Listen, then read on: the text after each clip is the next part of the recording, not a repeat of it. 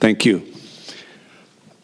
In 1958, I entered kindergarten, and at the same time, my brother Louis entered Carnegie Mellon University as a freshman. There were 13 years between us. And so while I was growing up, Louis wasn't around, but he was around.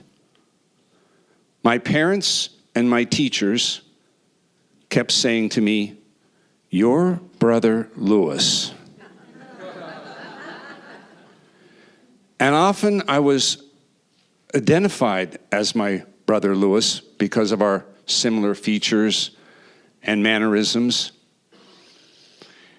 And while I was growing up, I learned that he received all A's in high school. He was valedictorian of his high school class. And according to our dear mother, he was a legend. He had read every book in our hometown library. Occasionally, our family visited Louis, and once I remember he was graduating from Yale University in 1967, and so we went to see his graduation there. I was 14 at the time. And all of these things that I heard about and read about and knew about could have made me very jealous and angry and resentful of my older brother. But I chose to strive for excellence as he did. And in 1971, when I graduated high school, he'd recommended that I attend the University of Kansas because I wanted to leave Pennsylvania to go to school. And Louis was 35 miles away in Kansas City, working at the University of Missouri, Kansas City. And it was over the next 3 years, on weekend after weekend, that I began to bond with my older brother for the first time. He introduced me to Asian food. He took me to my first Grateful Dead concert. And he taught me to play squash. At this time, I was in awe of my brother. And occasionally, I helped him, worked with him in his art studio when he was constructing these magnificent sculptures for a show. And over those years, I was fortunate to spend that kind of time with him. I eventually graduated with a bachelor's and a master's from KU, and my life took me away from Louis. And so for the next 20 years or so, we only saw each other at holidays, perhaps, the occasional vacation visit, and sad occasions when our parents, our father and our mother, passed away. But it was in 2000 when Louis and my other older brother, Carl, invited me to go to Utah, to southeastern canyon country, where they had been camping and hiking to the rock art sites and the ruins in that area. And I began to join them at least once a year for these trips. And then in 2006, Louis wanted me to start going to the canyons with him and do technical climbing to reach the sites that we needed to get to. That meant I had to learn to climb with ropes. And I took a climbing class at my university, but I really learned to climb in the field with Louis. And so beginning in 2006, at least once a year, or perhaps twice a year, Louis planned the hikes, he planned the meals, and he drove us to Utah from Colorado Springs. And in those years, beginning in 2006, another phase of bonding began with my brother. It was March 6th, a Sunday, 2011, and we had come into Robbers Roost country to spend a week hiking. The Roost is home to Butch Cassidy and the Sundance Kid, where the gang and those robbers hid out 100 years ago. It's a landscape of sagebrush, of small cedar trees. It's the desert. It's filled with jackrabbits and wild horses and free-range cattle. It's the wilderness. It's peaceful and it's remote. And on that day, we got up. It was frosty that morning. We were to break camp and move to another location for our next series of hikes. Louis fixed breakfast burritos that morning, stuffed with potatoes and chorizo and eggs. And our destination that day for our day hike was No Man's Canyon, the North Fork. That canyon ended in a spectacular drop of about 80 feet. And that was the end rappel, and then we would go out the canyon and back to the truck. We got to the trailhead about 9 o'clock. I was dressed that day in the clothes I'm wearing tonight, except for the ball cap that I put over there on the chair. Put on our packs, got on the hike, went into the canyon. It was 9 o'clock in the morning. For the next 4 hours, we had no issues. Went through about 4 rappels, which were drops of 25 to 40 feet, and got to the last part of this hike. And No Man's Canyon is a slot canyon, which means at places in the canyon, it's no wider than my body. Or in some places, you have to turn your body to go through. That narrow. And when we reached the last portion of this hike, the final rappel, you enter this space that looks a little bit like a cave, but it has an exit crack that goes down to the edge and then the drop. My brother wore a watch. I don't. So I know that it was 1 o'clock because he said, "It's 1 o'clock. Let's go down, have our lunch, and go out." We set up the rappel, and I remember threading the rope through the ring, and when we saw the tape that was to mark the middle of the rope, we stopped.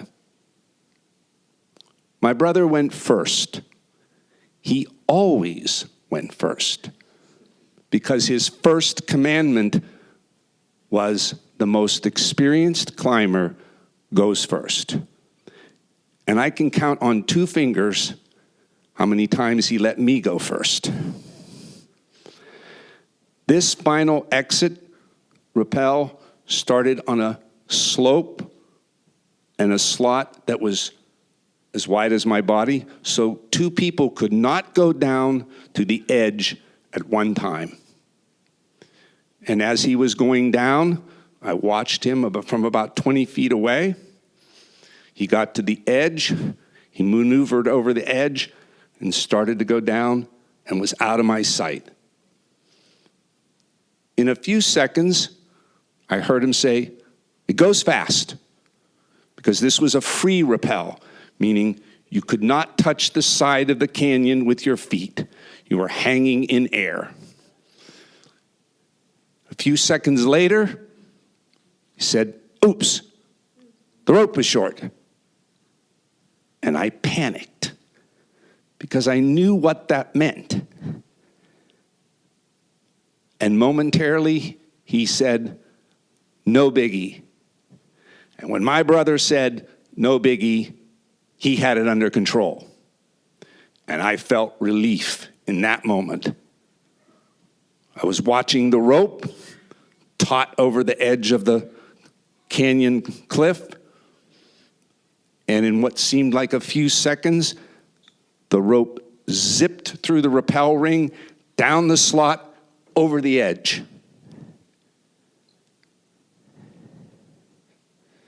And in that moment, I knew my brother had fallen. And I shouted, "Lewis, Lewis, Lewis." I heard no cry. I heard no hard fall in the canyon below. I shouted his name again, and without another reply, I panicked. I had to get out of there. I had to reach my brother. I had no rope to go down because we only had one rope. And the only way that I could think about getting out was the way we came back into this cave-like part of this canyon, which required me to try to climb out a very slick rock surface, like a dome, wearing these shoes, which are not climbing shoes, by the way. I tried and I slipped. I tried and I slipped. I tried and I slipped. And eventually, I stopped because I was in danger of hurting myself if I would have fallen back off that slippery slope down onto this ledge that was there in the slotty part of the canyon. I couldn't go down, I couldn't go up, and I wept, and I wept, and I wept. And I sat on that ledge until I decided, by my estimation, maybe an hour, maybe 90 minutes, that I had to survive. And with me was my backpack. I tore it apart. I took stock of what I brought into the canyon that day. 1 sandwich, 1 orange, 1 power bar, a bag full of cashews, 16 ounces of water, and a liter full of iced tea lemonade mix, my favorite drink, Arnold Palmer, which I had put a large slice of lemon in that liter bottle that morning because I like to have the lemon in there too. That was my food. I was sheltered from the above because this is kind of like a little cave-like place. And my mantra from that moment on in the afternoon was, get to Friday. Get to Friday. I had to stay in place and be my best Boy Scout because I could not go down and I could not go up. And I had faith that when Thursday came and when our loved ones expected us to call on our way out of Utah, that we were on our way home, when that call would not come, they would do the right thing and call the authorities. I had also left a map with my significant other that located all 3 campsites that we were going to make that week, all the hikes around those campsites. And I had faith that that map would also be useful for search and rescue. I had to stay in place till Friday. My daily routine and the weather during the day was sunny, maybe between 50 and 60 each day. I had a little bit of my rations each day. I had a little bit of my water and my tea each day. Had a slice of orange each day. I prayed Hail Mary, full of grace, every day. I sang, "Oh, beautiful for space." I could sing that song. I began to carve my name and put a hash mark for each day. I looked out at the sky. At night and in the evening, when the temperature would drop below freezing, I watched the stars through the crack, the moon. I huddled on my ledge, tried to sleep on the top of my backpack, and I said my mantra over and over and over again. get to Friday, get to Friday, get to Friday. I had put off all week thinking about my brother because my focus had to be on survival. I either could have frozen in place and not done anything. I could not flee out of there. I had to fight to get to the end of the week. And when Friday came, I had this great anticipation that I would be rescued. It was a beautiful day. The day came, it got later, evening came, nightfall, no rescue. And I was very, very low. I had hoped that if I had gotten to Friday, I'd be rescued. I was attempting to sleep very late at night when I heard a helicopter come around and face that crack, shone its light into that slot, and I leaped up and said, "I'm here," knowing that they could not hear me, of course.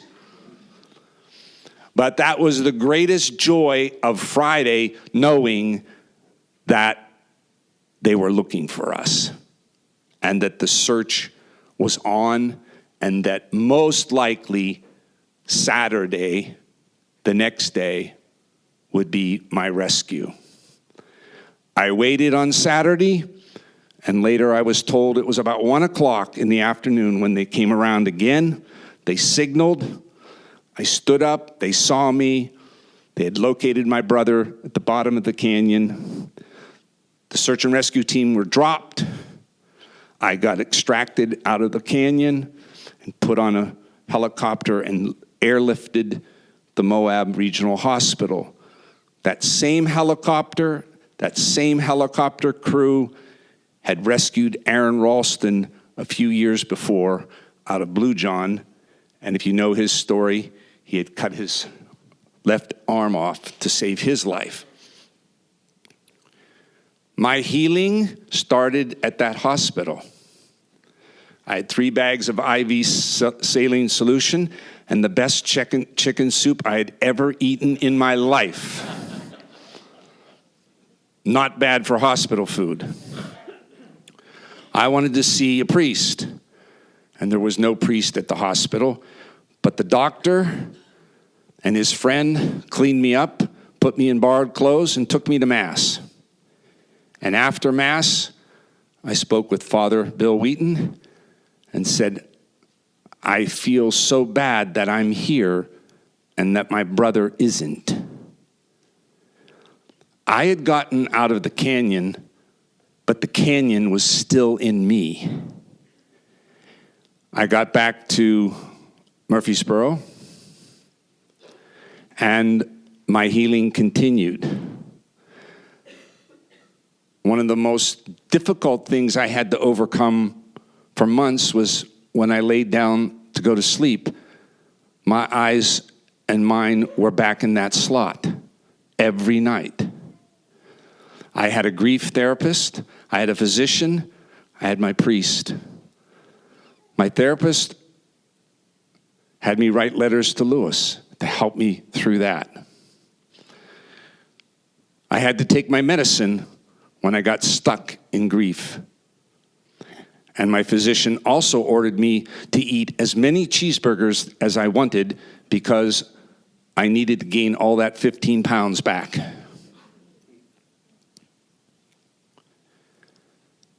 My recovery arc was about 18 months.